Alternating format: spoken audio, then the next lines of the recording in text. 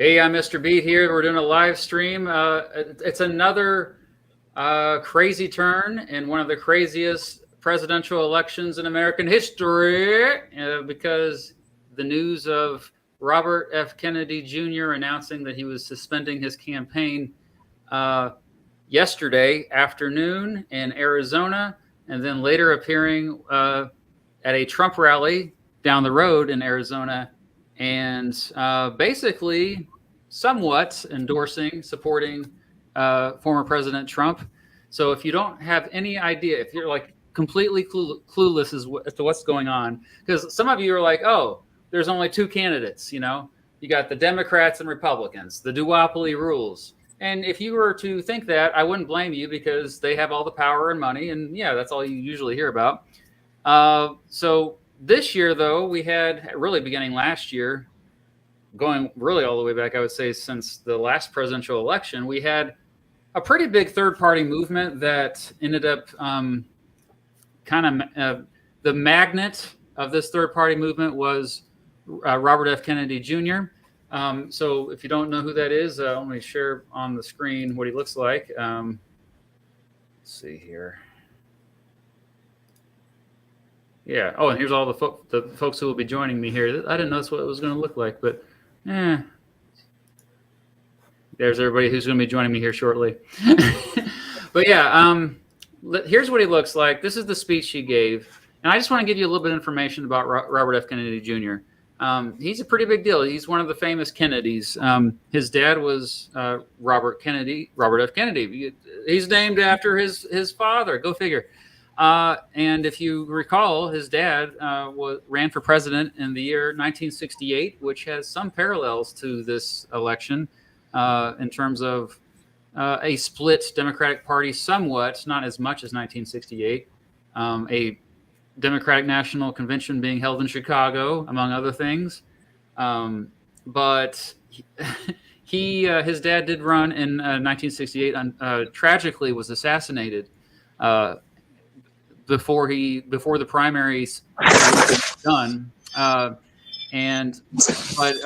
probably more familiar with his uncle, John F. Kennedy, President of the United States, who also was assassinated.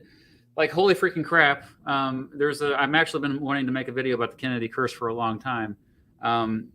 One of the uncles who wasn't assassinated was Ted Kennedy. But there's also the Shrivers, who are also in politics associated with the family. And there's this sort of Kennedy dynasty.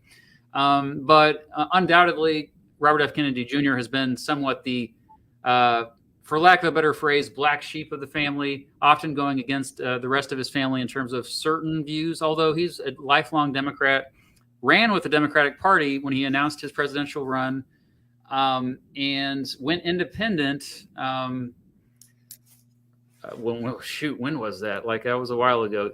Joe, you can chime in to tell me when exactly he left the Democratic Party. In early October 2023. October of last year, yeah, 2023. So his running mate is a lawyer and fundraiser named Nicole Shanahan. And one key person that has really supported his campaign that I've been a fan of for a while is Dennis Kucinich. I don't know if he was still involved recently, but I know he was at one point. His views are all over the place. He truly is like somebody that was, I think, attracting both former Democrats and former Republicans. His rhetoric kind of sometimes attracted Republicans, sometimes Democrats, and so it was kind of a wild card. At one point, his campaign, they were surging in the polls. They got into the 20s. We hadn't seen these numbers since Ross Perot in the 1990s, polling as high as like 25% in one poll. I think one was even higher than that, averaging just less than 15%. But that was still not enough to get him onto the debate stage with Donald Trump and Joe Biden back in June. He had just narrowly missed it. And I get why people are suspicious of that, because who runs the presidential debates? It's the Republican and Democratic parties. The duopoly still rules. And I think, when Robert F. Kennedy Jr. dropped out of the Democratic Party and started to do it independently, he quickly saw that reality, how how much of a challenge it is to run as a third-party candidate. It's even more difficult as an independent, because at least the Libertarian Party and Green Party, for example, have usually better pathways to ballot access. Regardless, he still got on the ballot in most states. You can see this map here on Wikipedia showing that he, in some cases, was a write-in. Other cases was certified on the ballot through other third parties. But it was quite the coalition supporting him. Even since June, after Joe Biden dropped out in July, Kamala Harris, the Democratic nominee after that, we've still seen him pretty high in the polls, but it's kind of went down further, especially after Harris announced she would be, or Biden endorsed Harris. But he's still been around 5%. If you recall that if you get at least 5%, a third-party candidate gets at least 5% in the popular vote, then they qualify for federal funding matched for the next election. So oftentimes when you support a third-party candidate, you are supporting really future third-party candidates for whatever party that's represented. The thing that's most controversial, though, he gave this speech yesterday. Oh, man, was that yesterday? Yeah. Announcing that he was suspending his campaign. This was after a few days of speculation that he would do this. Many speculated that he would endorse Trump, and that's almost exactly what he did. Not fully, though. Some interpret his speech as maybe halfway supporting him. The assassination appear at that rally later in the day, and everybody got fired up. Of course, Trump supporters are like, oh, I loved RFK Jr. all along. Like, I never talked trash about him before. Now they're all embracing him. But the thing that I think, before we turn it over to our RFK Jr. supporters, the observation I've made as an outsider who's typically very keen on third-party candidates, this is a very diverse coalition of people that he brought together. So those who say, oh, he was stealing votes away from Trump or stealing votes away from Harris, I think that's a bit oversimplified. From what I've seen, he actually activated a lot of people who weren't really that politically involved otherwise. And so that's why I especially want to hear from everybody here today is that you're going to hear like people coming from much different backgrounds. And so I'm also like the speculation, of course, that inevitably comes up is that, how many of his supporters are really going to now vote for Trump? I've seen some of the RFK Jr. influencers on social media go ahead and say, yeah, I mean, Trump, we don't agree with Trump on every issue, but I guess we'll go ahead and follow his lead, especially in those swing states. Because if you watch the speech RFK Jr. gave yesterday, he said, if you live in a swing state, it makes sense for you to vote for Trump. However, if you don't, if you're in a solidly blue state or solidly red state, so that's basically 40 states, more than 40 states, so ridiculous, the Electoral College, then yeah, please still vote for me. So he's telling his voters to still vote for him, but also in swing states, he says he prefers Trump. And so that's why a lot of pundits are saying this is going to benefit Trump, especially in those swing states. I predict that there's definitely going to be Trump's polling numbers will slightly go up in all these swing states. However, I don't think it's enough to make that much of a difference. I still think it's going to be a very close election in these swing states. But that's just my opinion. So now we're going to hear from some true RFK Jr. Supporters, beginning with, let's see here. How's this going to work? Okay. Oh, where are you at? There you are. Okay. Oh, yeah. I'm still figuring this out. I need a producer. In the bottom right-hand corner there, we've got Joe Cook, who has been supporting my channel for a really long time. We collaborated on a corporate welfare video, which is an issue that RFK Jr. Is actually, he's an ally in that fight against corporate welfare. And he tweeted out my video. I'll never forget that. Anyway, so Joe, if you could explain like your involvement in the RFK Jr. campaign and just introduce yourself and what state you're from. Sounds great. Matt, it's great to be back with you. It's been great to support your work on Patreon. Love what you do. My journey in politics has really been the last couple years, and my spouse, my better half, has been very involved civically, and I watched the toxic polarization of the last 10, 15 years weigh on her to the point that I watched her love of politics die. Okay, and I thought, we're losing good citizens as a result of the way that the duopoly has polarized, and bases have kind of turned into the politics of harm and hit jobs, so to speak, the dirtiness of trying to win office, and the kind of the existential survival. It caused me to ask the question, what can we do to improve this? And so I've been on this journey to basically build and strengthen the independent political sphere. And coming from the conservative side of the aisle, I live in Utah, grew up in California. I've been a lifelong conservative, but I've found that it's time to be independent in our thinking, independent in the way we approach politics, looking for people of good character and the best ideas. And it's time that we get some of the best ideas out there. So I was in this mode of writing down my thoughts, thinking about political reform, when in April of 2023, Mr. Kennedy announced his run. And I was usually not paying attention to Democrats. I've never been deeply involved in a presidential campaign. But the moment he did that, I thought, I've got to watch this. And when part of his early message was, we need to heal the divide in politics, I thought, I want to see how this goes. So I donated within 24 hours, and I bought a ticket to Boston. And I thought, I'm going to be in the room when this guy announces, to see where this Kennedy, of a great family name and a political legacy, where he's going. And so from the very earliest days, I've been a volunteer.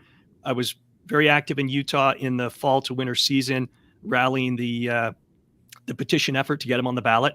We got about 100 volunteers that out of a rally that happened in late September, all got active in collecting petition signatures. We had to complete it before kind of mid-December. So we were doing it in the snow, in sleet and rain and freezing conditions. I was actually sick for a month after the week of getting all the petitions wrapped up and helping get those turned in. And then I was with him on January 3rd at the Utah State Capitol when he met the first deadline in the country where he needed to file. Utah had a very early date that everything had to be done the first week of 2024. And it was just a privilege and an honor to meet him, to associate with him, and to start to build what's been a very fruitful journey of independent political relationships, watching people come from all sides of the aisle and people reactivate to politics who basically had checked out, who felt the system was always, I voted this way, I voted that way, nothing major changed. It's all the same. They call it the uniparty. This has been an incredible experience for me to meet the people that have joined part of, Robert F. Kennedy Jr.'s ecosystem and have declared their independence, and for this campaign cycle are looking for something that is built on things we all care about, a message of unity and a government that will function, taking the best ideas and putting them into play. So I could certainly say plenty more, but that's kind of my quick introduction. As a result of what I did as a volunteer up until January, then the Kennedy campaign asked me to come on board and help them in the Western United States. So the great privilege of my life this year has been to put my career on hold and spend the last 7 months with Team Kennedy, helping ballot access and volunteers get the word out, organize, have tabling events, phone banking events, texting opportunities, texting campaigns. All these things have been just an incredible journey for me to throw my professional energies and time into helping this man try to unify the political sphere for things that so many Americans care about. And I'll just preface, we've got great supporters that are on this live stream with you today. These are some all-stars who have been part of this movement, and all of us are speaking from our own opinion. So anyone, Yes. who's had an attachment to the campaign, we're all just speaking of our own opinion. None of us are representing the campaign, which was officially suspended yesterday, but not a withdrawal. So Mr. Kennedy's name is on the ballot in all of these states, and it's been one of the greatest ballot access efforts in American history. More than 1 million signatures collected by more than 100,000 volunteers who signed up through Mr. Kennedy's website. And with all of that grassroots effort and, the financial contributions that came in and ballot access specialists helping as we go, this has been the most signatures collected, as far as I understand it, for any candidate in American political history. And that is a feat and an accomplishment that this movement feels so proud of. and making a very emotional moment for everyone who was tuned in to hear Mr. Kennedy's message yesterday, which we'll talk about as this conversation continues. So that's enough from me here as an introduction. Yeah. So I just before we I follow up, I do want to say that it was an impressive. It's been an impressive third party movement. The Libertarian Party, for example, has not been able to do what you all have done. The closest they got was 2016, and that was just, I don't know. They struggle, the Libertarian Party, but with this, without a political party, is just amazing. So props to all of you for doing what you do, and I hope the viewers know you all are passionate. But yeah, Joe, I have to ask then, the question is now, what are your thoughts now that he has suspended his campaign and, kind of halfway endorsed Trump? Did that surprise you, or did that, I don't know, just give me your raw thoughts now, Joe. Come on now. Yeah. Watching this race unfold from the earliest days, I thought what this country needs is not a culture warrior, but kind of a healer and a very intelligent person who will put the country first. And as the campaign evolved, and it certainly wasn't my idea of messaging or anything, we've had great team members, but the campaign came out with slogans like, country before party, people before politics. These are messages that resonate not just here in the United States, but with political turmoil overseas. People are starting to look for, how do we come together in society and solve the things we really care about without being divided through the institutions that are fighting over power and fighting over things. So I'm in Utah. I'm in a red state. I'm voting for Kennedy. It was great work getting him on the ballot. We've had a streak of some independent voters here. And in 2016, there was a competitive number put up by someone when Trump was still kind of this unknown political actor. I mean, he was very known in the world, with Trump Real Estate and The Apprentice, but not known as a political contender. And so Utah has a contingent of people that are very, in some cases, moderate. In some cases, they're just looking for something that's more of a politics that makes sense, that's built on common sense, goodwill, so forth. And so Kennedy's message has really resonated. I hope we put up strong numbers in Utah. I'll be voting Kennedy in Utah, and it'll be exciting to watch what the other states that are non-battleground do. I'm curious. Did you vote for Evan McMullen in 2016 when he ran? I've always tried not to disclose how I voted in 2016. Okay, sorry, I put you on the spot. But for the record, I did not. I was not as independent as I am today. So interesting. But I participated with some of the forward party things that Mr. McMullen participated in. I met Andrew Yang a couple times in 2023. I've enjoyed, making a network of people who are really trying to get into politics for reasons that are reform oriented, for the common good. All right, for everyone's well-being and not for special interests. So it's been refreshing to meet a lot of new people on this journey the last 2 years.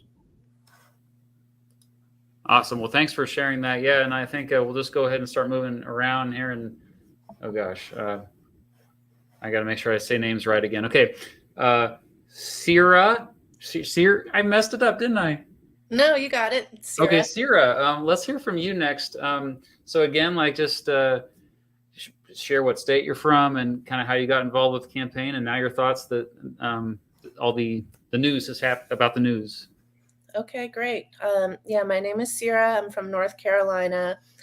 My uncle is personal friends with Bobby Kennedy, so I've met some of the Kennedys throughout my life, and was very aware of everything Bobby's been doing the past 40 years to fight for the health of the people and our planet. I saw and been looking at the chat a little bit. I saw somebody said, is everybody for RFK a conservative? I've always been an independent. I canvassed for Bernie, and my daughter was 17 at the time, turning 18 before the vote came out. And she helped me canvass and got involved, and we saw what the DNC did to Bernie, and it was devastating for her, especially as a first-time voter. I also voted for Ron Paul, so I go for the policies over the personality. historically.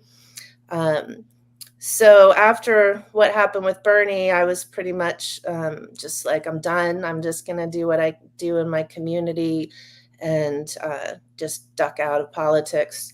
And then when I found out Bobby was running, I was like, well, I guess I'm back in 110%. So, you know, I really admire Bobby's environmental work. He could have spent his life resting on his laurels, and instead he's been fighting ferociously for the underdog and, as I said, the health of our people and the planet and the future of our children. And I also am an environmentalist and run a holistic health school and apothecary and wellness center. So I am very much in that is a passion of mine. So I'm aligned with him on that as well. I, you know, have taught for 20 years about how the medical industry is making health worse and poisoning us, and our food industry is poisoning us, our agricultural industry is poisoning us, our really, I feel like our whole American culture is poisoning us. Mentally, physically, spiritually, emotionally, and we have the sickest kids we've ever had. You know, the generations under me, I'm Gen X, but the generations under me are not expected to outlive their parents, which is unheard of throughout history. And it just gets exponentially worse each year. So yeah, I volunteered for the campaign for almost, I guess, about 9 months before I was brought on as a team member. And I am in North Carolina, so I also petitioned to form a new party called We the People. And now we have that party, and we may be asked to take him off of our party ballot. So we also have down ballot candidates for We the People in North Carolina. So it's a lot. I went through sort of all the stages of grief quickly in 24 hours. I've felt angry, betrayed, devastated, sad.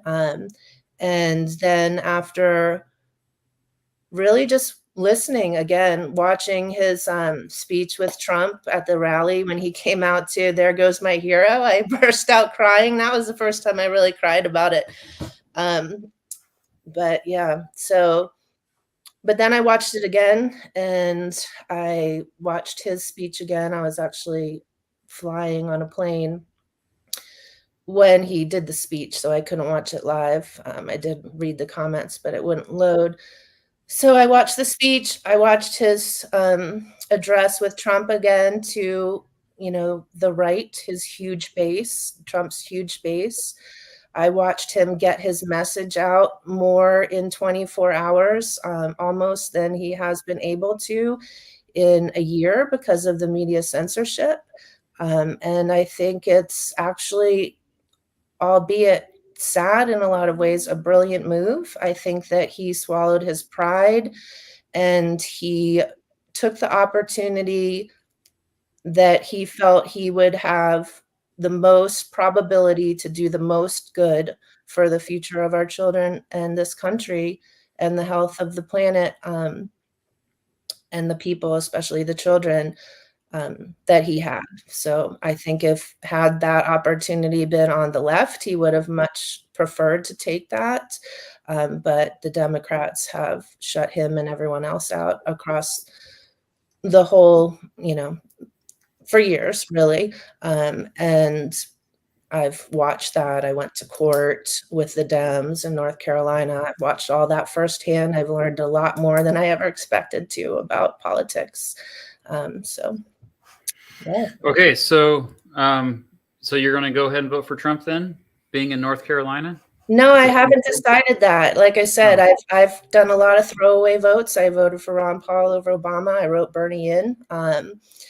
So I feel like for myself, a vote, only wasted vote is one when you vote for someone who you don't actually align with and agree with.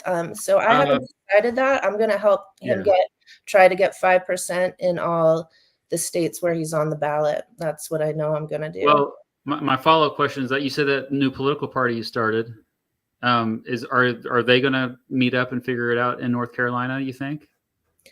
We sure are. I mean, we're allowing everybody to, have their own feelings and, of course, vote their conscience. We're not telling anyone what they should do, but we do have down ballot candidates that will be campaigning for extensively in the next couple months, and thoughts of, what happens next on a grander scale for sure. So we'll be meeting about that soon. Yeah. Okay. Yeah, I mean, like, there's also still other third-party candidates, like Cornel West, for example, and Jill Stein. Those are the two probably biggest other third-party candidates. You have any thoughts on them, or do you need to learn more? I love Cornel West. He came to Asheville, where I live, and spoke 10, 15 years ago, and also had me in tears. I'm a little bit of an easy crier, but I love Cornel West. I actually went to his online convention for Justice for All because we were in a North Carolina State Board meeting / quasi hearing together. And so I stand in solidarity with Justice for All, for sure. I was very moved by that convention and Dr. West speaking. I really adore him, but I don't think that he's aligned with, he's not really focused on the same platforms and policies that I am. And I feel the same way about Stein. There's a lot of things I don't really agree with her about. So. Yeah, I just want to put on the screen, like if you go to, you can see the platform is of all the candidates, I think you see the most clarity in terms of RFK Jr.'s platform. The very first thing that you notice is the talking about how corporations have done a lot of damage, and I think that's something that most Americans agree on. It's something that crosses party lines for sure with the two major parties. What's interesting is I've noticed the Democrats and Republicans they've looked at a lot of these talking points and they've kind of echoed them, like how I noticed that Kamala Harris is now talking a lot about building more housing and making it easier to get a house for first-time home buyers, like offering incentives there. And then on the Republican side, all of a sudden the Republicans are like, oh, let's end the forever wars. Yeah. But I don't know how genuine it is. That's one thing I think that's really scary for RFK Jr. supporters right now. It's like, okay, are they just saying these things to steal votes from RFK Jr., or do they really mean it? And so I guess that's something I'm just going to throw out there. You can all, everybody can speak on that if you want. But before we move on to Becca, I want to, sorry, I'm still figuring this out. Sierra, is there anything else you need that you'd like to share before we move on to Becca? Yeah, that's fine. I'm good. Okay, well, thank you. Yeah, thank you for sharing all that. It means a lot. Becca, if you could tell us your story, what state you're from and how you got involved with the campaign, and then your thoughts since the news. Sure, absolutely. My name is Becca Clausen. I'm here in California. I echo so much of what Sierra said. Thank you for sharing all that, Sierra. So I grew up here in California, very blue state, Democratic parents who talked a lot about how corporations were the cause of all evil, and then married very young into a conservative family who talked about how government was the source of all corruption.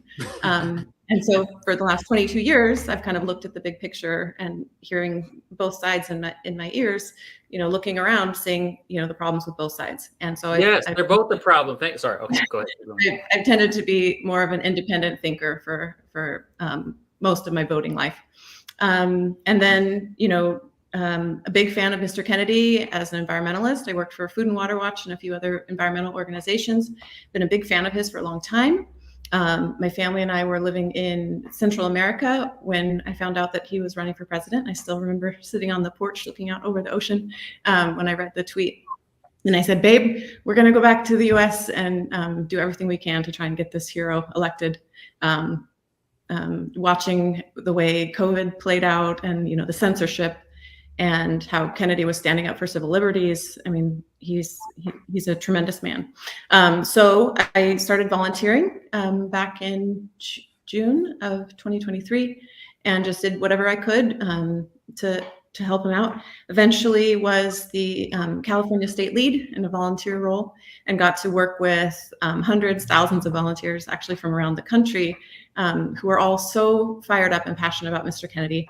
99% of the volunteers who came into this effort had never participated in politics ever before. So it was a very encouraging experience.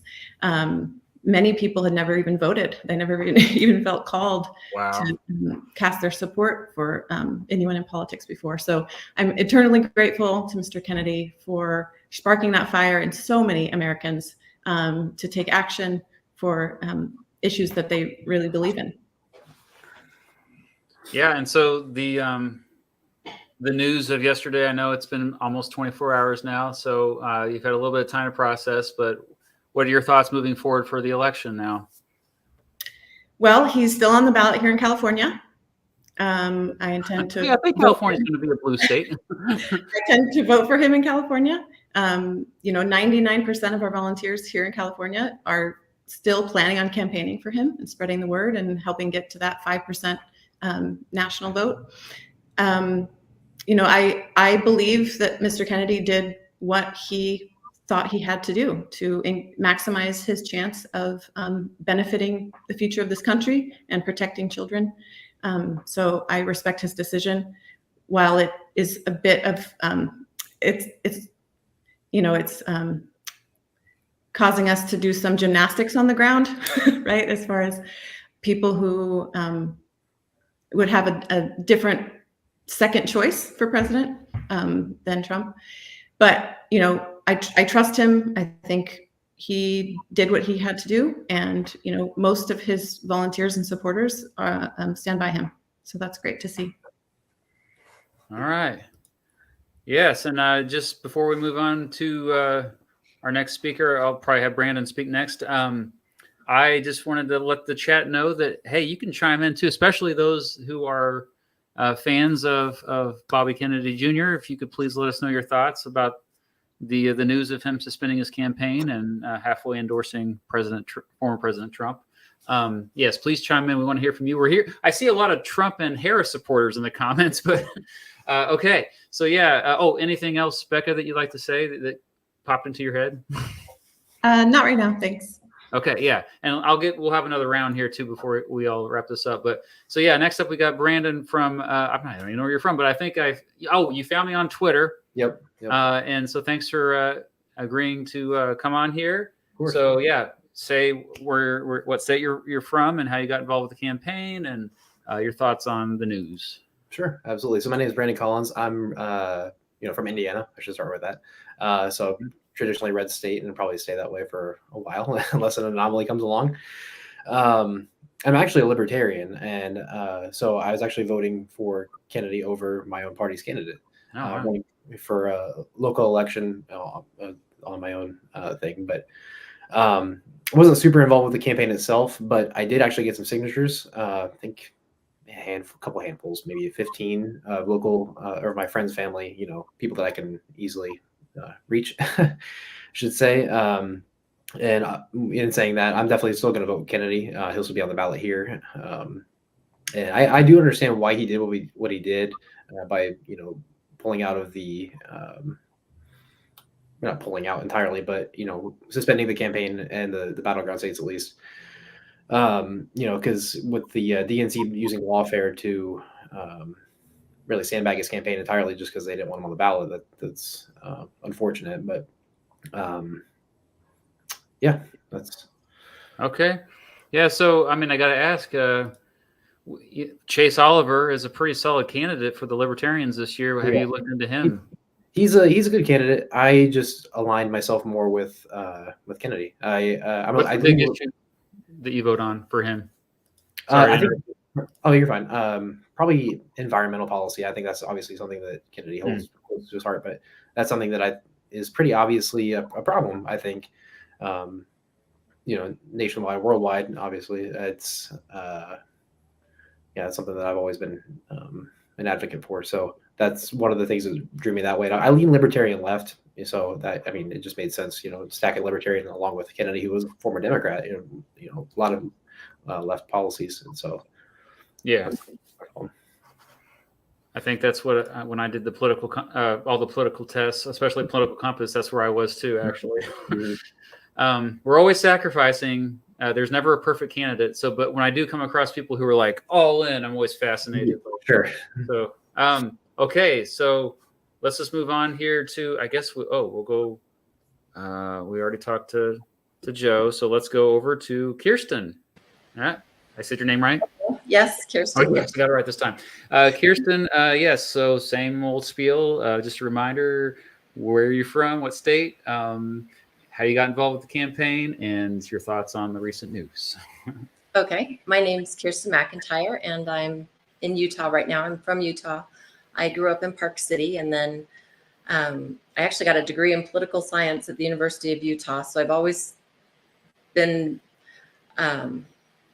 involved in politics. I've always kept myself up to date on what's going on.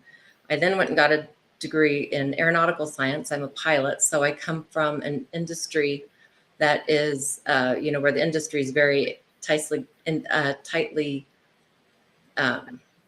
coordinated with its watchdog, with the FAA. So I kind of know the importance of corporations and the overseeing. What am I trying to say? Basically, it, like with the pharmaceutical companies, that's where I'm going with this, because that's how I got into Kennedy. Once I moved back to Salt Lake, and I was raising my two kids when they were young. My daughter had a flu shot. She had a very bad reaction. And so I started doing research, and I started just following people. I started following Dr. Mercola. I started following, how it is when you start going kind of down the rabbit hole. Eventually, we ended up moving to India in 2008, just for my husband's job.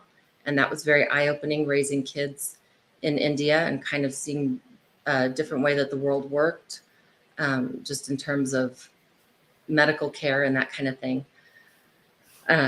Fast forwarding to the pandemic, I had sort of come through these 20 years of kids and politics and, being in an industry where the government can get very involved, and the pandemic hit, and it was awful, but it was also very enlightening. I think it gave people a huge opportunity to slow down and ask questions, and to have a bunch of things about our world revealed to us as to how they actually work. So ultimately, that would be the silver lining for the pandemic.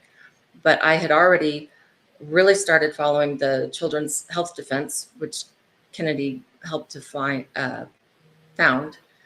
And so then when he announced that he was going to run for president, I was just thinking this would be amazing, because the energy that he brought to Children's Health Defense, the knowledge, just the way that he is able to think about things. I mean, when you watch him speak and you speak to him, I've met him twice. I've had that honor.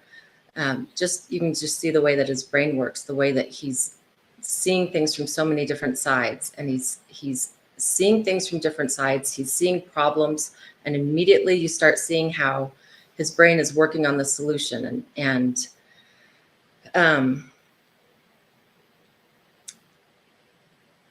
So I went to the rally that we had in Salt Lake when he came to Salt Lake, and it was amazing.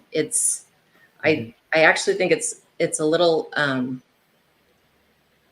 sad the way that COVID got us all very used to just watching each other on computer screens. I hate it. I'm not a Zoom person. Oh, I'm like all over the place here, because I'm like, wow, I would just rather that we're all in person talking, because I really feel energy pouring off of people when I'm with them in a personal setting. And so when I went to the rally and he started speaking, and what he was saying he came out, he picked a couple of topics that were very specific topics, and then he walked us all the way through his thought process on those topics. And he was like, this is the problem. This is why it's a problem. This is how it can be fixed. This is how I'm going to fix it. And I was just like, wow, like politicians don't actually do this. They sort of throw out what the party's going to do. They make promises. They're not kept. And I just thought, why aren't politicians doing this? Like, we should be demanding thinkers, doers, action people, not sort of marketing people that are going to look really good and shiny and then just kind of do the same old thing once we forget what they promised. And it just inspired me. I have never, I've always voted. I have never not voted. I've always voted as a Democrat because I always just felt that they were like kind of the biggest hearts and the good guys. I did register as a Republican in Utah because in Utah, it's a very red state. Primaries are closed. If you want to have any kind of say, that is, a way to kind of work with the other party to kind of get your say, because if you're a Democrat in Utah, it's kind of too bad. Yeah. So I was registered as a Republican. Once I registered, I started getting information and newsletters. And so of course I started reading all that and thinking, hey, there's actually Republican stances that I agree with. And I really think that's where most humans are. I definitely think it's where a lot of Americans are. I think if people really took the time to go and dig into all of the information that both sides are putting out, we would find we are just not that much different. And Kennedy verbalized that. He said, there are no Republican, left and right, Democrat issues. There are just American issues. Everybody wants toxins out of their water. That's a human issue, a planetary issue. Were you an Andrew Yang fan in 2020? Were you an Andrew Yang fan in 2020? He talked like that in 2020. He said those exact same words when I saw him. Really? Okay. He did, yeah. I followed a lot of people. I have lost track of people that I've followed, so it's very possible. But yeah. So tell us how you what you've done specifically for the campaign in Utah. So after going to the rally, I wanted to be a part of it because I thought this needs to happen. So I got on with the team collecting signatures, which was totally new for me, going up to strangers and asking them to do something, answering their questions, explaining positions, that kind of thing. It took me a little while to get into it. And I, had my buddy Nick with me, and we went up to the University of Utah campus, and it's very empowering, I think, to go out and just talk to strangers about what they think, because you start realizing after many days of talking to many, many people that really everyone wants pretty much the same thing. We all want health, we want prosperity, we really want the same thing. And what we're arguing about is how to get there. And I think that sometimes the arguments are given to us and created for us to keep us distracted. And I think Kennedy just is really effective at pointing that out and getting to the heart of the matter, how to solve a problem. And he's smart, he's kind, his kindness just comes through, like he's got the biggest heart, and he's funny. He enjoys the company of people and friends and family, and he's a very good example. I mean, if you think of the American people, how it's very easy to sort of devolve into name calling. It's almost like children with adults. We sort of emulate in our discussions with each other on social media or whatever, how the politicians are calling each other names. And I've noticed a change in myself when I speak about politicians that I don't like. I'm not going to call them names. I'm not going to disrespect them. I'm going to speak about them now as where they're coming from. How did they get to that policy? What are the good parts that I think about that policy? and how can they actually be implemented in a way where it's really going to do some good? Okay, but I gotta chime in here because the Trump campaign is the opposite of that. So what are your feelings with him becoming an ally to someone who is in many ways the opposite of RFK? Like Trump is not known as a kind man or somebody who's like willing to, like he kind of thrives on division, right? So in California, I'm assuming you're probably still voting for RFK because it's such a blue state. But tell us how you feel about this. Well, I'm in Utah, so Oh, sorry, I'm mixing it up. Oh my gosh, I messed it up. That's okay. You're solidly red state. Yeah, sorry. But I know I actually feel lucky. I was like, so glad I'm not in a swing state, so I can actually still, I was like, if I were in a swing state and I put myself in that state of mind, could I do it? And I'm thinking, I've put my trust in Kennedy. I really believe he has a vision, and I'm just going to stay the course. So, how do you reconcile? How am I doing that for myself? This morning at breakfast, I replayed his speech for my family. I've got a 19-year-old daughter, a 17-year-old son. And my daughter, when it was over, she said, that was the nicest the nicest speech that Trump has ever given. Like he was so nice and coherent. And I thought, it's sort of an influence that Kennedy has over people. And I'm not belittling Trump at all, because I felt that Kennedy influence, like I just said, on myself. Like, I'm just going to mind my manners a little more. I'm going to speak to, in terms of politics, I'm going to speak to policies and solutions. I'm not going to make it about individuals and name calling. I'm not going to do that for myself. And my daughter basically saw that same thing happen in the speech with Trump.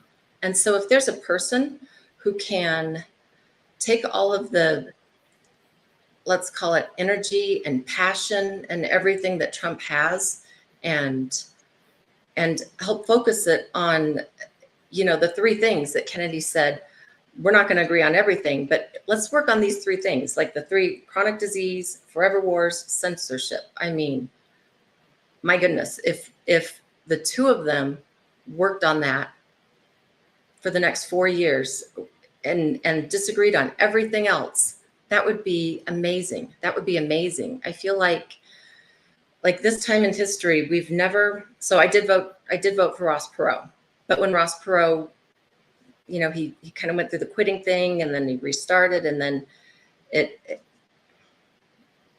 was a strange time. I was in college and not really into, I was in flight school, and I wasn't really into politics at the time, but he was going to be my guy. And then when he quit, he was gone. And Kennedy, a couple days ago, when announced that he was going to be suspending his candidacy, it was just like a gut punch. Mm-hmm.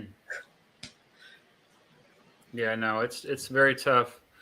Well, I appreciate you sharing all that. I know this is like a lot when you dedicate yourself so much to a movement, and then for it to just stop. Like, yeah, this is a roller coaster of emotions for sure. And I will say, like, Trump is nice to people who are loyal to him. So if you kiss his butt, he'll be nice to you. Yes, and he'll say what you want to say. I gotta say that. I'm sorry, I gotta say that. Let's go on to Sam.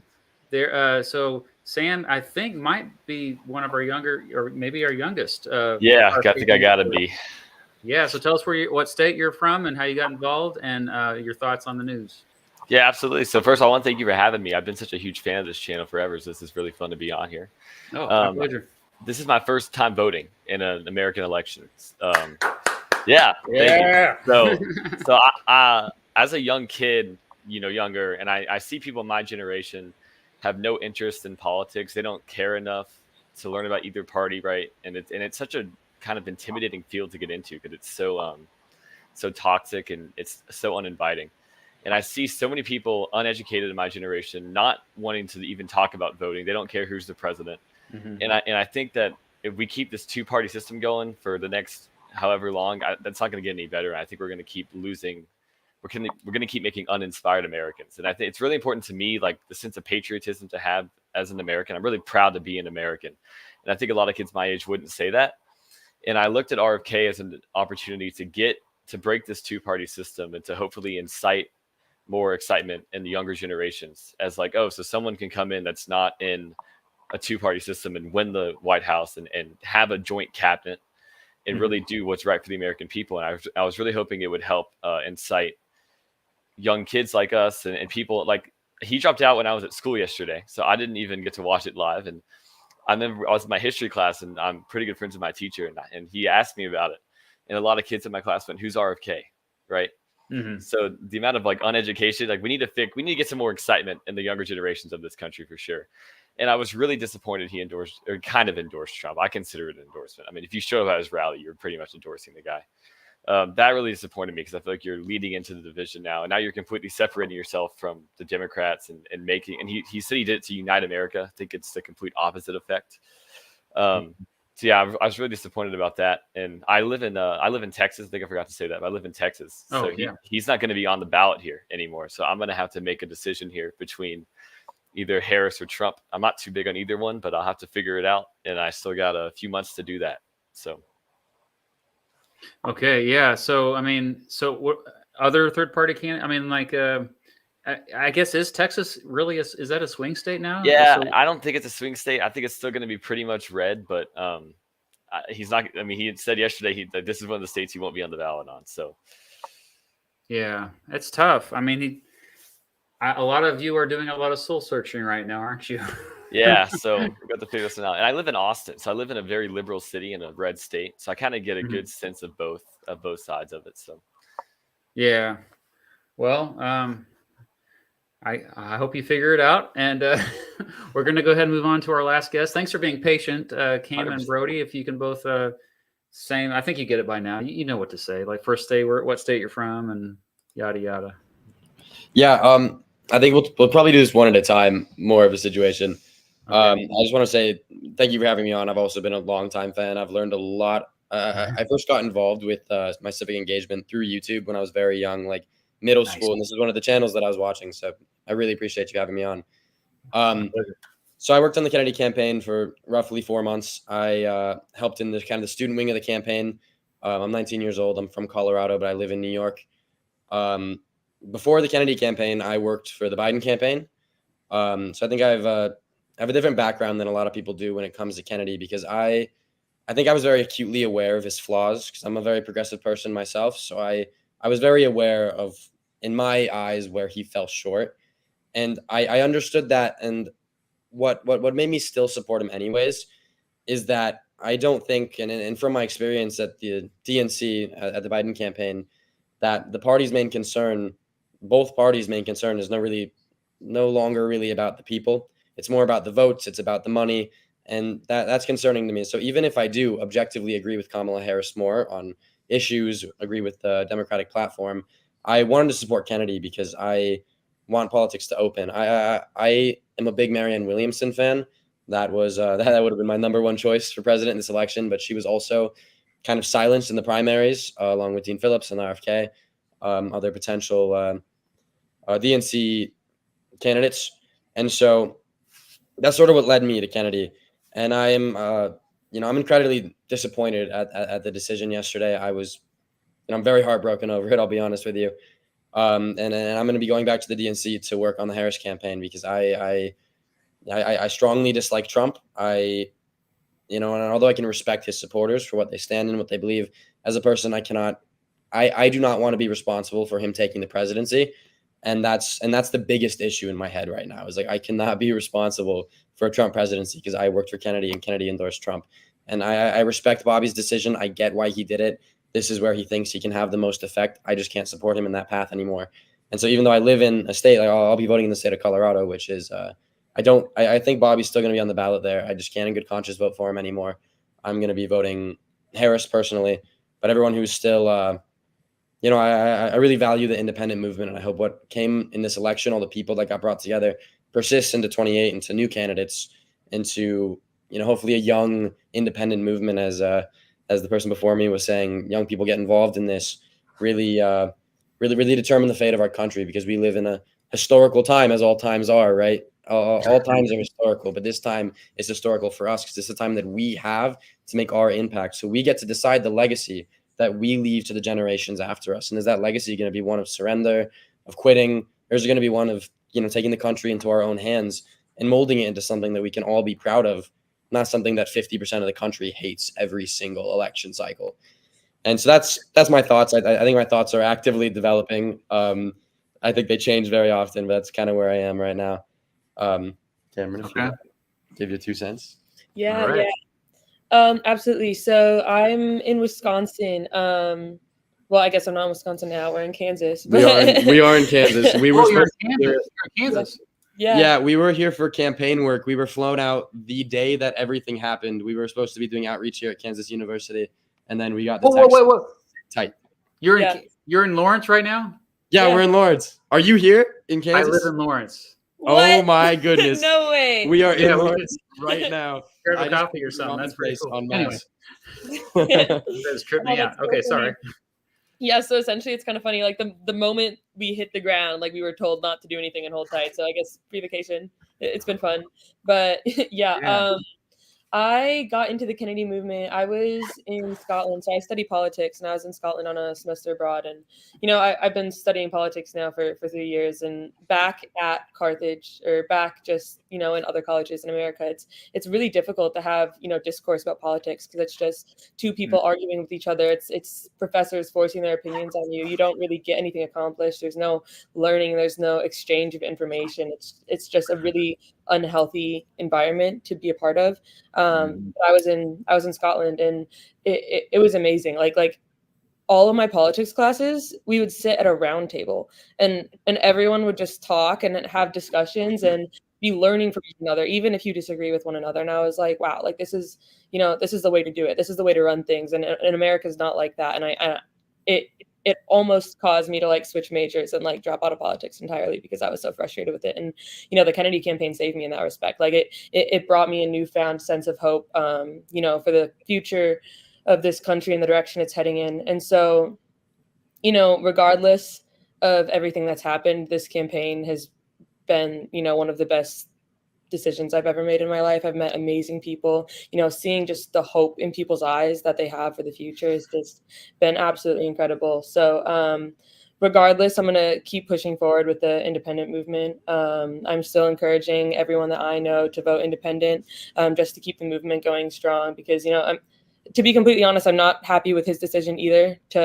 I feel like it's going against a lot of the things that he advocated and he supported. And the stuff he said in the speech, a lot of it was said to just placate us at that time anyway. So, it's disappointing and it hurts. It really hurts. But, we have to take this movement and we have to take this momentum and just keep pushing forward with it. Because the reason that so many independence movements fail is because we don't utilize the momentum that we gain after the election ends, even when we lose. And so, utilizing the passion that we have right now and pushing forward with it is the way forward,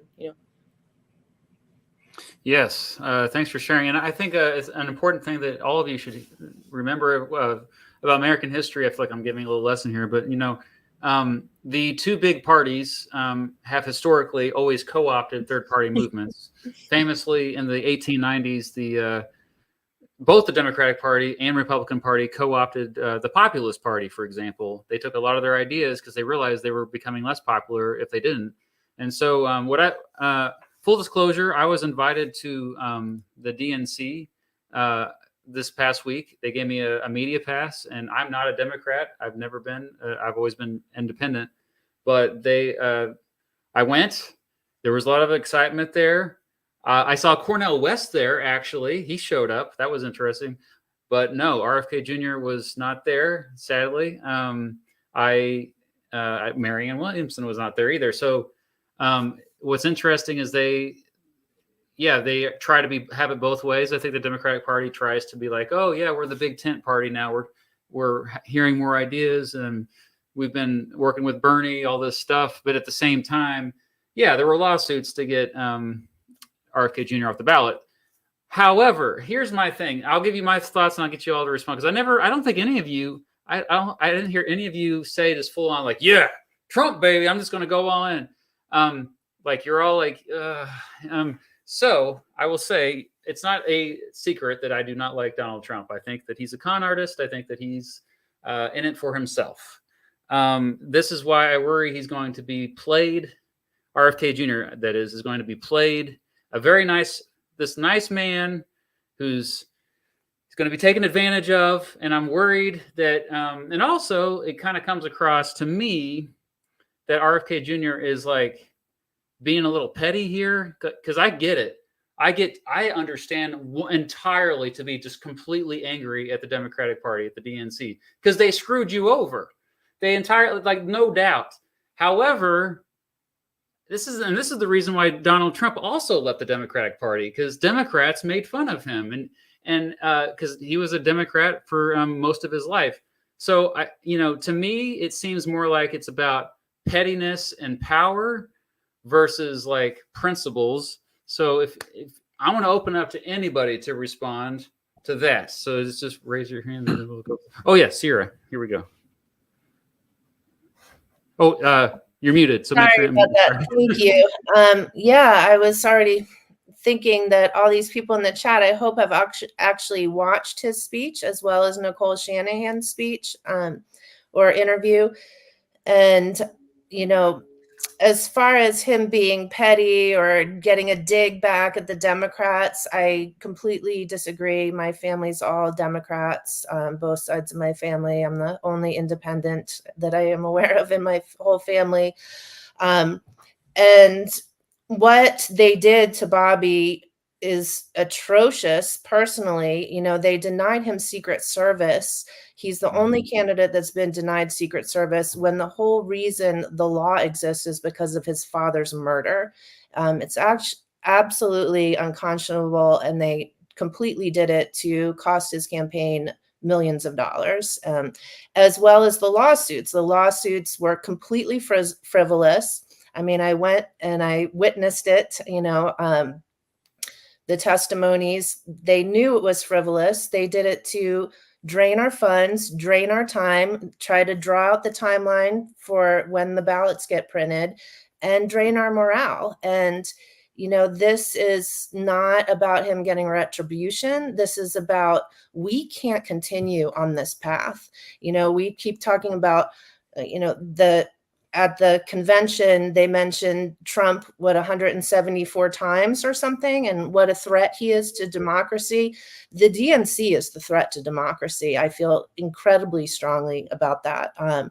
I've witnessed it firsthand over the course of years. It just gets worse. We didn't have primaries. We had Joe Biden or no preference in North Carolina on our ballot. Now we have Kamala, who's been selected and, won no primaries because she can get all of Biden's money. This cannot continue. It has, in my opinion, it has nothing to do with Bobby. We cannot continue down this path of subverting democracy. And we also can't continue down the path of the pharmaceutical industry owning our media, owning everything, and BlackRock, and just destroying the health of our children. We don't have another 8 years for our. I got to chime in though, because Donald Trump has not fought BlackRock.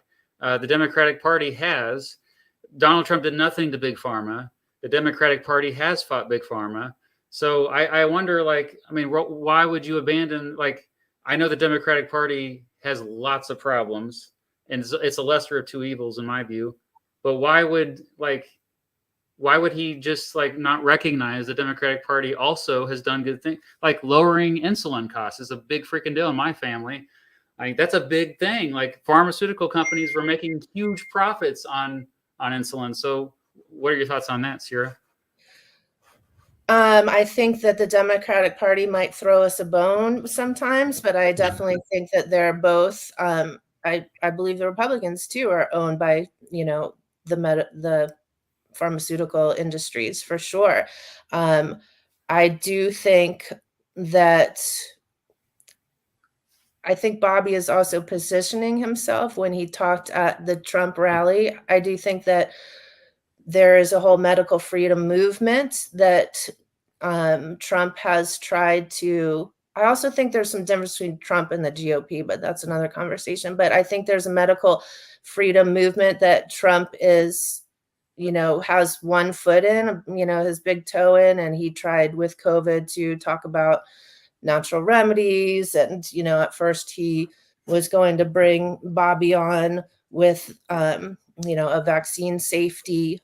I mean, Operation Warp Speed, and that's and then he another went thing. the other way. Exactly. I know that, but I think that what he's doing is holding him accountable to his donors and his base by talking in front of, all these people at the rally. Don't you want a president who puts our children's health first?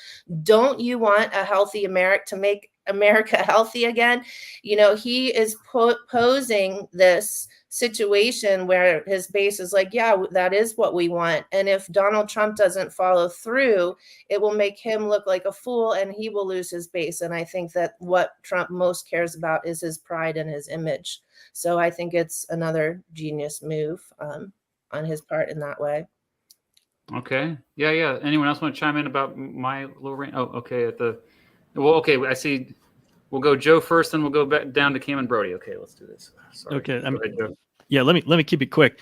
If the if the audience really wants to understand Bobby, you got to hear him in his own words. Okay. And we've tried to message that throughout the whole portion of this campaign. The last 5 paragraphs of Mr. Kennedy's message yesterday, I had to go back and really look at it. It was a longer speech than I expected, but in that there are nuggets of his thinking, and I saw no pettiness when I really got down to the root of what he had, the choice he felt he had to make. And one of the principles he applied was that he had made a spoiler pledge, and he felt like he was running a campaign that could win. And the poll numbers were indicative of that. A lot of things were going well. But suddenly at this point of all the different things that had happened in July, the change of the Democratic candidate, the assassination attempt on Trump, the missing the debate stage in what seemed like a very collusional way. Okay, sidelining 50 years of presidential debate commission, nonpartisan dealings, and suddenly having a media deal that basically cut him out, very much led by the Biden side, but Trump agreed to it as well. That those factors put him in this position where even if people, in a ranked choice voting sort of way might have put him over the top, made him a first choice place, he could see that it was going to be difficult to play out. The spoiler role was suddenly looking like his polling was, going to be that decisive factor. So he, on a principled basis, he was deciding, okay, I'm suspending. All right, I'm suspending for the battleground states specifically, or with taking the name off for that. And then the principled piece really came into play was for years of his life, he's thought about health. This is not about vaccine or anti-vaccine. This is about we're less healthy in America today than we were generations ago. What's driving that? And he raised at least 2 points. Something about processed food, ultra-processed food, and something about toxins and multi-sources for how toxins are reaching us. He's been an environmental attorney for 40 years. He certainly knows something about toxins. Based on principles, he looked at and said, look, I think I've got 10 years in my life to be effective. I'm 70, at 80, who knows what after that. 8 years can be a presidential cycle. If you get a new president in and they get a second term, he's I've got 10 years to be effective. And what I care most about is the health of the children of this country. And so if he wanted to do power, he would have doubled down and said, no, I want the movement. I want to build a political machine that continues to break through the duopoly. And he thought, no, what I think I can do best, what I feel called to, is the health of the American children. And so if Trump will be good on his word, and if Trump happens to get the hand in the election, so forth, that was the candidate that was willing to talk to him, and he was willing to talk to anybody. And that's, again, one of his principles, being open to that. He felt like, here's something that I think we align on. If someone is good to their word, I have my best shot between these two major candidates of saying, I'm going to position to this side and agree that we're going to fight on fixing something, addressing something that if we don't address, the trends continue to bankrupt this country and are a struggle on families and parents and having healthy kids, having a healthy environment, having good food source, having things that for the wealth of this country, we ought to be able to work on and do better on. So in that, I saw principles, not pettiness. I saw multiple principles at play: his spoiler pledge, his commitment to children, to children's health, in a way that not about conspiracy theories or crazy ideas, but just about stuff we care about for good, healthy living. So that's my 2 cents on how I read kind of the end of his speech. Yeah, I just don't think Trump is going to be true to his word. Is what I'm. So I just disagree with you on that. It's a tough bet in a tight election, so we don't know who's. It'll be tight to the wire. Okay, I didn't forget you, Cam and Brody. Go ahead. Thank you. I appreciate it. I think speculation about whether or not Bobby's decision was out of spite is simply just that, speculation. Like, none of us are in his head. No matter how well you know Bobby, like, you couldn't possibly say if it was spite or not. And so I personally, I don't want to think it was spite. I don't personally think it was out of spite. I respect him for what he stood for, and I think that he did what aligned best with his moral beliefs, even if I strongly disagree with his decision. So I'm choosing to believe that he did what was that he acted within his moral boundaries, and it wasn't out of spite. But quite frankly, I just don't think it's that. I don't think it's that big of an issue, because when it comes down to it, what happened is what happened. He dropped out. He endorsed Trump, and I personally, I don't see there to be a lot of mincing words about it. Like he kind of endorsed Trump. I mean, he spoke at the rally. That's an endorsement of Trump. And that's the issue to me. It isn't the thought process behind it, because I can respect the man and disagree with the decision, and that's what I'm gonna do. I respect Bobby, and I will always respect Bobby, but I will not respect the decision. Ditto for me. Okay. All right. Yeah. Anyone else? It looks like we lost somebody or some.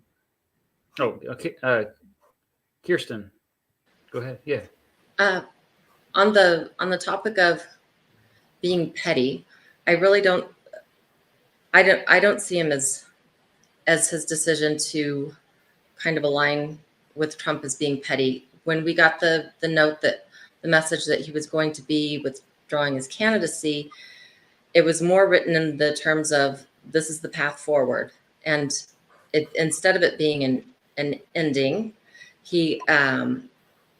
I think he's making the best choice for his message to go forward. I don't think if he were to align himself with the Democratic Party, that they would even be open to receiving him. I do think that as Americans, we've never really been in a position before where any of our politicians, it's always so black and white, red and blue. They never come together. This is kind of a unique situation where he's actually kind of doing a coalition thing, and it's awkward and uncomfortable.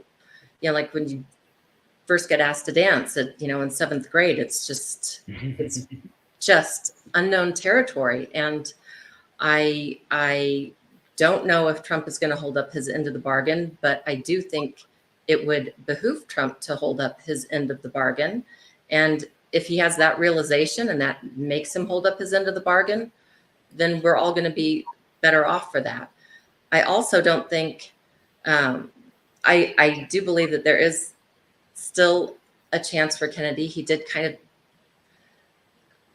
allude to the fact that if he does get enough of the electoral votes, that it will then go to Congress, which is just all new territory for us as Americans too. And that could be very interesting. And, this would be Trump's second term. He would be done in another 4 years. Kennedy's still within that 10-year window that he's talking about. So I think if we can keep his message alive and the feeling and the momentum, maybe it'll be through his presidency, maybe it'll be with him through another presidency, but I think the path is still laid out. And anyone who kind of wants to get to know him better, there was a really great documentary made called The Real RFK Jr. It's based on the book by Dick Russell, is made by Jeff Hayes Films.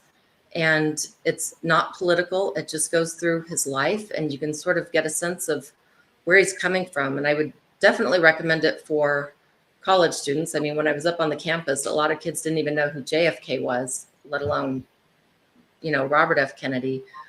And I just think the world was different then. It was a different time period. And just to see where he's coming from, he, in that movie, there was an interview that he was in where he was asked if he wanted to go into politics, and he said no, that he didn't want to go into politics. He wanted to live a life of service. And that still just gives me the chills, because I feel like that's how he's been running, is from a place of service. Yeah. Like a president should, as someone who's representing the people, and not from a place of power. And if that rubs off on Trump and everybody else in the world here, yay. I have to explain what you were mentioning there, Kirsten, is the weird possibility of like if Bobby Kennedy Jr. was able to get at least one electoral vote somewhere, whether it be Utah, but like if it's where nobody Maine, gets the majority. Alaska. We got two states. Two states have ranked choice voting for the presidential election this year. Exactly. Maine and Alaska. Yeah, Alaska's very independent. Well, Maine and Nebraska. Maine and Nebraska split them up. Alaska just happens to have ranked choice voting. So there's some interesting places where people are going to have a different experience getting to vote. So anyway, yeah, if no candidate gets to 270, then that means it's up to the House of Representatives to choose the president. And so that means that he would, RFK Jr. would still technically be eligible if he can get at least one electoral vote. So I think that's what and people were like, what is she talking about? Okay, we haven't. And that's one. And if it goes to the House, it's one vote per state, which is also a very unusual role. It's not 435 votes. It's 1 of 50 votes. Yep. I have a video about that. I just wanted to make sure that people know that, yeah, he can still win on a contingent election. And I actually feel like this might afford him more opportunity to do so, because he's getting his message out there to so many people. And never before, Ross Perot got way more airtime than Bobby did. He's been given, one live interview by mainstream media. It's unheard of how much they've censored him. So now, he had 1.4 million people watching that X feed.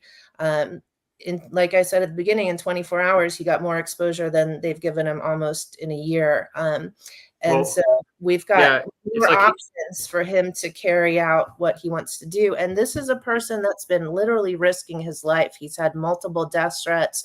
Mayorkas held the files about who these death threats were from him. He could be chilling in Martha's Vineyard with his family's, money and wealth. Instead, he's been serving the people for 40 years. And to just think that this is, not anything but altruistic is incredibly misinformed, in my opinion. He's made, his whole family, his wife, his, family for generations are all Democrats. He's made a lot of enemies. Including most of his family. Yeah, not most. The ones who are paid by the DNC came out. Many of his family also supported him and volunteered and worked on the campaign, but the media, who's owned by the Dems, don't show you that.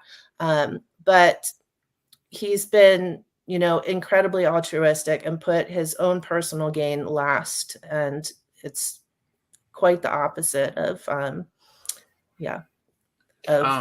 doing it for himself. Yeah.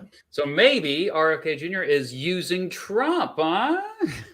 And also, I will say though, I noticed this when I was at the DNC that these legacy media outlets, they think they're so cool. They have all these resources, but really, it was the influencers who are getting the most attention. They were the ones who were getting like, oh my gosh, like I must have taken like 50 selfies with people, and I'm just like some dude in my house, like, yeah, like, and so people don't even watch CNN anymore, especially young people. That's why most of RFK Jr.'s support has been younger people. So I think that it doesn't even matter that legacy media has ignored him, because I still think he's got a big bump from influencers.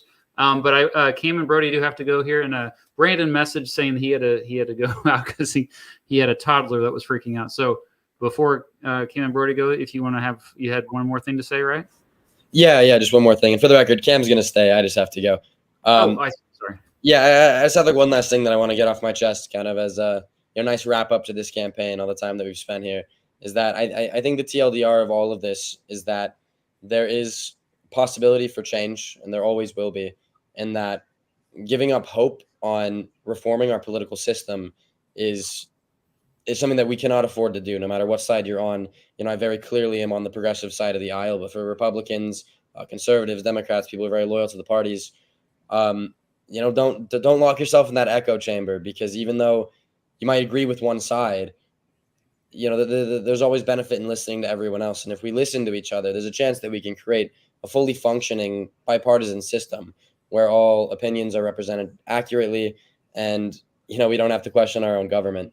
And so it's been an absolute pleasure to work for the Kennedy campaign, and it's I'm excited for the next steps in my life, and I really just want to thank everyone who's been part of this journey. Yeah, well, thanks for being on here. I appreciate you guys. All right, the chat keeps asking like, if you lived in a swing state, who would you vote for? But I don't know if I want to put that on anybody, because you guys, you just heard the news yesterday. This takes a long time to figure out. We still have like 70 days till the election. So, but also I want to make sure I'm not taking you too long. It's already been an hour, 20 minutes. I think I want to have a final question here, as far as like, okay, so where does the movement go from here? And what about 2028, there being a possibility of maybe a bigger name? Like, I think the thing that helped RFK Jr. the most, I think, was that familiar Kennedy name. Because a lot of people are like, oh, Kennedy? Oh, okay. So maybe if you had somebody like, I don't know, like The Rock, Dwayne The Rock Johnson, or someone like that, I'm talking, who decided, oh, you know what, these issues we all agree on, we can form a third party movement here. I don't know. I'm just kind of spitballing here, but any thoughts on the future now that this election kind of is setting the way it is? Oh, we haven't heard from, let's hear from Becca or Sam. Haven't heard from you. Okay, go ahead, Sam. Yeah, I'll go ahead on that. I think, again, I wasn't as big of a fan of RFK personally as I was the concept he was running for, in the concept of breaking the system. And I think if 2028 comes along and we get a bigger third party name, that would do wonders, I think. And I think we're a long way away from breaking this two-party duopoly, but we can totally do it. And I really believe we can. It's tough this year with it, because now it's 100% between two candidates. And like you said, Mr. Beat, he was polling really, really high at one point. Like, it was shockingly high. Mm-hmm. And so it's shown that it can happen, if you could just keep that somehow, keep the momentum. So, anything can happen. And if we get a bigger name in 4 years to do a third party who could get to that 20% mark, maybe get on the debate stage. And we saw how, important that was for President Biden to debate, right? That can change so much. Mm-hmm. So you never know what can happen. Get a third party candidate on the debate stage, maybe he can win, maybe they can win. I think anything's possible. And we just got to keep trying to break this system and get more Americans involved in loving politics and loving who they actually are voting for, instead of picking the lesser of two evils. I got to ask you, Sam, like, you seem like a very patriotic young man. So what are your thoughts on January 6th? I think that's pretty much a disgrace to this country. Yeah, that's the biggest problem I have with Trump, is that. Yeah, that's the biggest you can't overlook that. I don't get how you can overlook that. Yeah. And that's why I can't see myself voting for Trump ever, because of that. That's way too big of a thing to put past, man. That was a direct attack on democracy, in my view. So, tough one to reconcile. So definitely. Okay. Becca, let's hear from you. Sure, thanks. As far as third-party politics, here in California, for example, we have the American Independent Party, who nominated Bobby to be on the ballot here. And so a lot of our volunteer base is going to be working with them, strengthening their efforts going into 2026 and 2028. So I think something similar will happen in a lot of states around the country. We've got We the People formed in several states. So I think the future is bright for third-party efforts here in the U.S. Yeah, I hope so. I know it's always a kind of ebbs and flows. I know 2016, you thought it was on the up and up, and then 2020, people just freaked out, and the lesser of two evils again. And yeah, it's just, it's tough. Can I speak to that really quick? Of course. Sorry, not to hop in. No. I wanted to just bring up, going off of Becca's point, the student movement is so strong. Even still, like, our student movement is huge. And, a lot of students are really conflicted. A lot of themselves are in a position where they don't know where to go from here, because they can't see themselves supporting Trump, and they absolutely do not want to support the DNC. And so, a lot of people are feeling lost and confused, but we also still have this burning passion, right? This burning passion for change. And I think students are the biggest torchbearers in that type of movement. And so I know at Students for Kennedy, we're planning on, slowly kind of transitioning over into a third party world, a third party structure. We have plans beyond that are still kind of in the works, that I don't want to disclose yet, but we have really, really exciting things coming for the student independent movement. And so, yeah, watch out for us, essentially. Yeah, heck yeah. I Can I love to just- see younger people doing it. Can I just have one more quick thing? I'm sorry about. Of course. Okay, thanks. No, yeah. The debates were brought up, and Perot was on the debate stage at 9%. So Mhm. they, again, the corporate-owned media completely colluded to keep Bobby off the debate stage. If he had gotten on the debate stage, he would probably be the front runner. So again, we really need to think about free and fair elections, and the way this is going. And I just wanted to highlight that, because we haven't talked about that. Yeah, his approval rating was higher than both Joe Biden and Donald Trump for a while there. Probably still is. I think the wild card that kind of also hurt RFK Jr.'s movement a little bit was Kamala Harris becoming the new nominee, along with kind of another wild card. Tim Walz, her running mate, I think is perceived as somewhat of an outsider. So I think that, this has just been a crazy election. I don't think any of us anticipated to go this way. I mean, holy crap, Trump was almost assassinated. I still can't get over that. But yeah, I don't want to take too much of your times, but I do want you all to have final thoughts about everything. And so as I'm just kind of rambling now, think about your final thoughts you want to leave with, preferably less than a couple minutes. So, and while you're doing that, I'm going to run through some super chats here, particularly the really generous folks. Holy moly. Tune in, drop out. Is that real? I need to donate this somewhere. Okay. I am a libertarian. I believe we need a viable third party, and was leaning RFK Jr. until the assassination attempt on Trump. A failure of that magnitude highlights the state of our current political leadership. RFK Jr. backing Trump was confirmation of my own decision, but I don't know what their decision is, but thanks for sharing that. Dalton says, hi, I'm a conservative.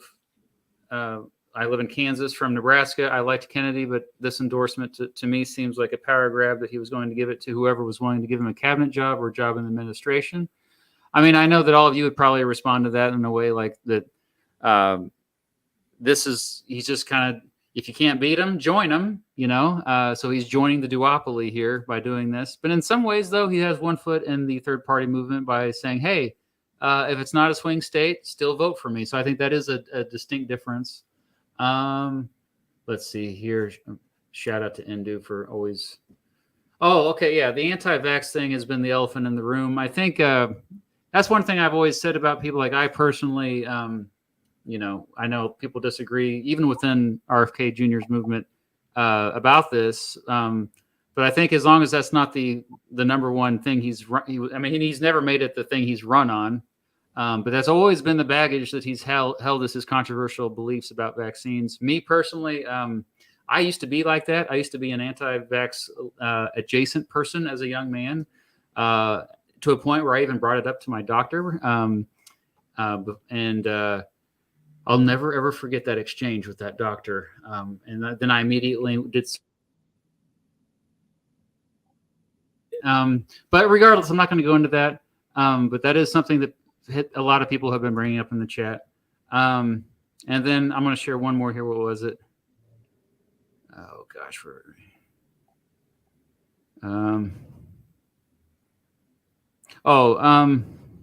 I lost it. Oh, somebody said this. Mr. B, don't go too much into your own bias. Guys, I'm biased. It's always going to happen. I don't like Donald Trump, okay? I'm not going to hide that fact. If you know it, it's better. That way you know where I'm coming from, okay? When I make my videos, I try to be objective, but I'm always going to be biased. Okay, is that enough time? Are we ready to share our final thoughts? Okay, I think. Who wants to go first? Yeah, no one's going to volunteer. I'm just going to pick let's just go Sierra again since we started with you. Yeah, I guess I would just say, again, that the media is manipulated, and to listen to Bobby if you, before you make your judgments. He just did a video on his social media about what he actually has been always pushing for is the same gold standard scientific safety studies and product liabilities for vaccines as all other drugs. So I think that's hard to disagree with. But yeah, I don't know. I think just, listen to him rather than listen to what the media says about him. Yeah. That's good advice. Okay, let's just go over to Becca. Final thoughts on everything here? Sure, thanks. So yeah, a little bit more on the vaccine thing. In 1986, Reagan exempted pharmaceutical or vaccine manufacturers from liability. And the biggest thing Kennedy wants is safety studies, like Sierra mentioned, and to reverse that law, which basically disincentivizes vaccine manufacturers from putting safety first. And, the final words that Kennedy said yesterday in his speech was that, it comes down to choosing whether we love our children more than we hate each other. So I hope that we can move past this together and continue to focus on the issues that Mr. Kennedy brought up during his historic campaign. Thanks. All right. Thank you, Becca. And I think I want to hear from probably Joe last year, since you kind of started us off, so come full circle. So let's go to Sam. Final thoughts? Yeah, I want to say I think Kennedy accomplished a lot. Even though it didn't turn out the way he wanted it to, or a lot of us wanted it to, he can still hang his hat pretty high. I think I kind of figured the last month or so, I think it got pretty evident he wasn't going to have a real shot at winning. But I want to say this field is crazy. And I think Tim Walz and Vance as the VP picks were crazy. I mean, like anything can happen. I mean, I didn't see either one of those VP picks coming. And, hopefully we can get a third party here at some point to break up this system. And hopefully they can overcome the harsh hindering that is the Electoral College. But, I know you like that. Yeah. Yeah, but I think there's a lot to be hopeful about. And I think we're a little too negative about our futures in this country. I think we can really accomplish a lot, get a lot done together. And I think that needs to be the mindset we go into this election with. I love your optimism. I see a lot of cynicism with Gen Z, so that's refreshing. Trying to break that up. Yeah, exactly. Yeah. Okay, and then Kirsten? Final thoughts? Oh, you're muted. Sorry, you're muted. There you go.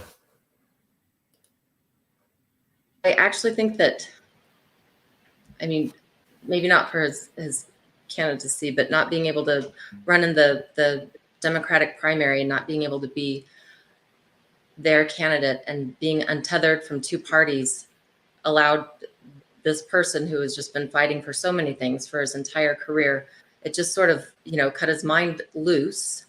So he didn't have to come up with ideas and create policies that were in line with this or that party that kind of played to this or that donor. We really, as an American population, got to see an example of someone who is thinking up the best policies under conditions where he's just free to do it because he's not under anyone, no one's paying him to do it.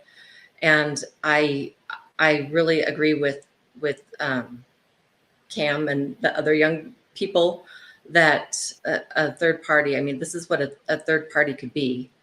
Mm-hmm. This is, I think, what the future's going to be is just kind of untethering ourselves from this uniparty that has really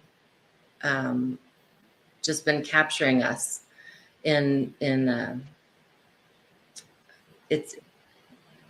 they're controlling the American public too much in our opinions. And I think this roller coaster ride has been a very good example of a glimpse into what our future could be. And I'm actually optimistic and excited for the next 4 years, definitely for the next 8 years.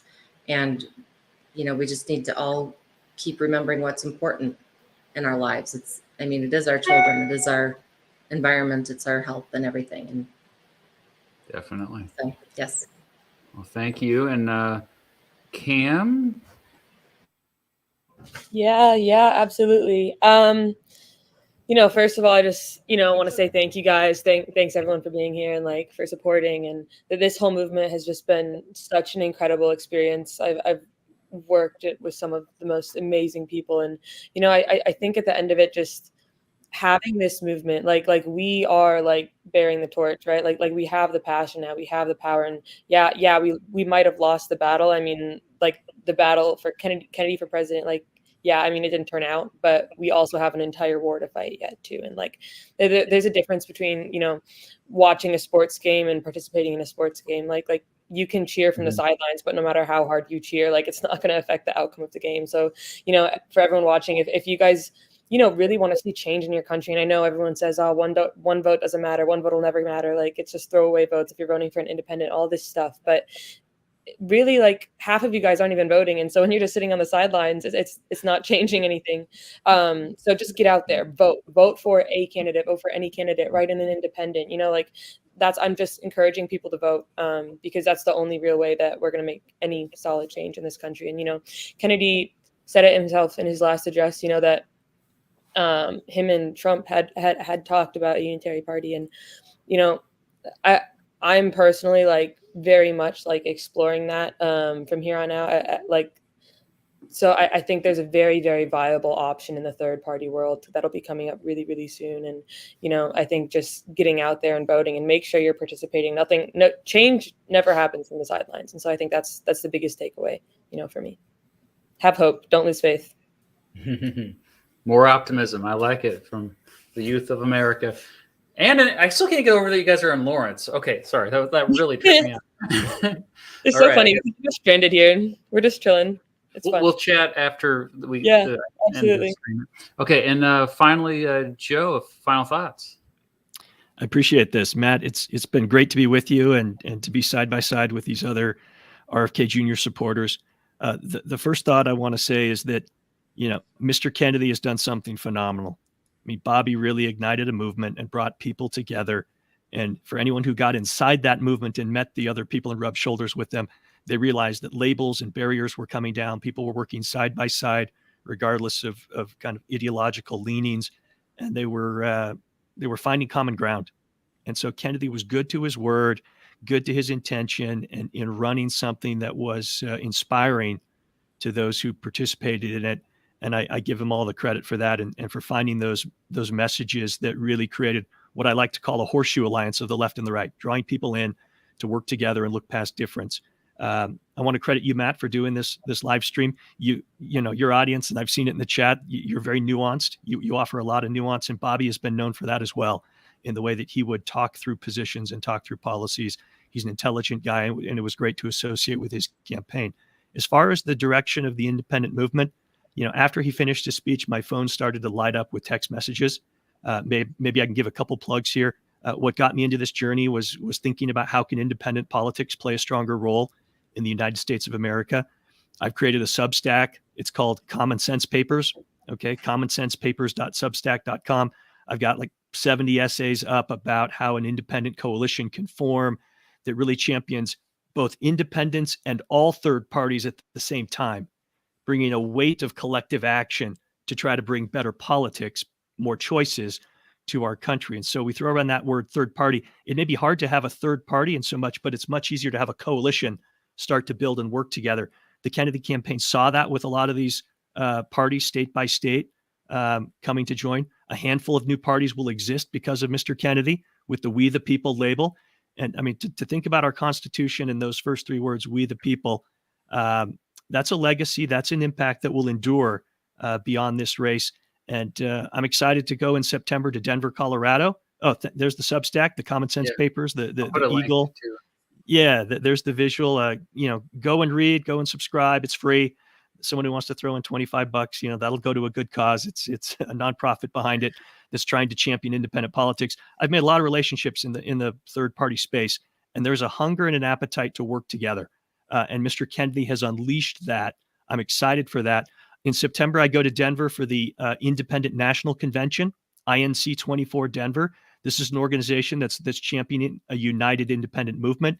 If anyone wants to go, it's the tickets may not be the student budget, but if you want to be in the independent movement, go to INC 24 in September, and Mr. Kennedy will still be a headline speaker there, as far as I know. And that would be a chance to hear from him, hear about more thoughts about the future of the movement.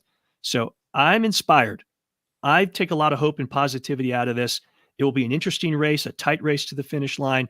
And I hope our country has, sees the way to pull together based on messaging that Kennedy has provided, and that we think about political networks in the future more than political parties, that we start to think about these networks and coalitions that work together to solve problems that we care about, and that partisan politics won't continue the toxic division and dysfunction. So I'm hopeful for the future, and I'm grateful for the time I spent with the Kennedy campaign. That's my closing stuff.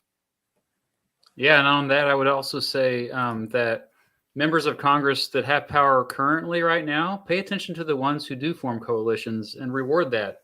Representatives like Ro Khanna, for example, he's a Democrat, but he's worked with Republicans on different legislation. Oh gosh, what's his name? The one with the eye patch, that guy, the Republican from Texas. He's formed coalitions with Is that Democrats. Crenshaw? Is that Crenshaw? Yeah. Dan Crenshaw, thank you. I feel bad I called him the eye patch guy. But yeah, it's cool that these coalitions are forming. We do agree more than we disagree, and I'm glad that all of you see that.